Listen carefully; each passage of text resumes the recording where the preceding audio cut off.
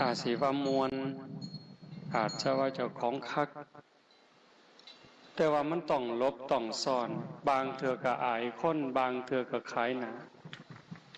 ค่ำกระแทกแดกดันจากคนอยู่ไก่อยู่เคียงมันต้องมีอันใดอันหนึ่งทิ่มแท่งความหูสึกอยู่หันหลัง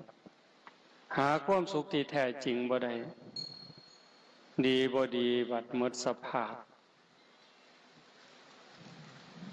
ลูกเก่าเมียเก่าหอนเมียใหม่ผัวใหม่อาจสิขากันตายก็ได้ย่อนหึงย่อนหวงย่อนควบบ่พอใจในโลกปัจจุบันเนี่ยชีวิตปัจจุบัน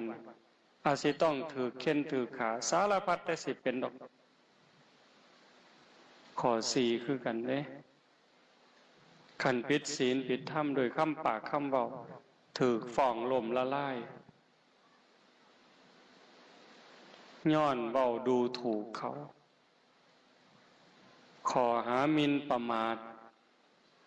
นี่บ่ดีก็ถือเขาขาตายย้อนเว้าครับเว้าบ่เป็นศีลบ่เป็นธรรมขัดจิตขัดใจกันเห็นบ่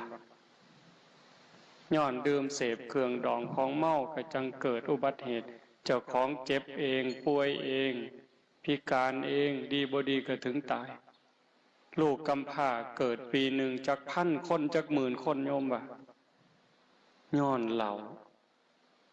คันเว้าก็ว่าเหล้ากินก็สิเป็นหยังบ่ได้เอาเงินยาคูมาซื้อตัวเว้าคือแต่เด้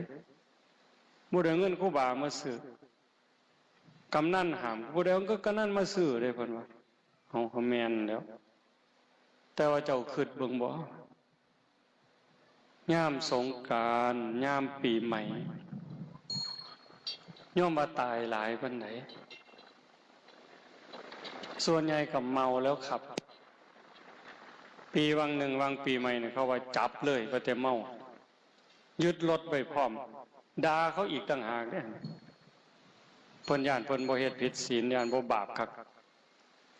โยมคิดว่าลูกกำพร้าย้อนจากพ่อแม่เมาแล้วขับรถไปเกิดอุบัติเหตุปีหนึ่งมันจักพันจักหมื่นคนพิการย้อนอุบัติเหตุจากการดื่มกินเครื่องดองของเมาตายก็มีพิการก็มีลูกกำพร้าเกิดขึ้นปีหนึ่งเท่าใดทรัพย์สินสมบัติลดล่ามาสร้าง